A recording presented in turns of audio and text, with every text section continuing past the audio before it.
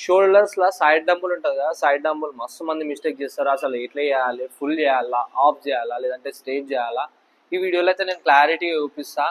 అసలు అది చేస్తే ఎడ పడుతుంది, ఎట్లా చేయాలి, డంబుల్స్ ఎట్లా పెట్టాలి, ఇట్లా కాదు అట్లా కాదు కదా, మస్తు మంది చెప్తుంటారు. నేనైతే బేసిక్గా నాకు తెలిసినంత వరకు అయితే నీకు మంచి క్లారిటీ, సింపుల్గా స్టెప్స్ వైజ్గా డివైడ్ చేసుకుందాం. డంబుల్స్ని ఇట్లా ఇట్లా కాదు, నార్మల్గా ఈ డంబుల్స్ ఇట్లున్నాయి కదా, జస్ట్ ఇట్లా పెట్టండి.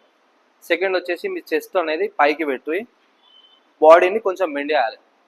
ఇప్పుడు డంబుల్స్ని ఇంత పైకి ఇంత కిందికి కాదు, సింపుల్గా మీ షోల్డర్ కన్నా కొంచెం పైకి లేపి జస్ట్ 1 సెకండ్ హోల్డ్ చేయాలి.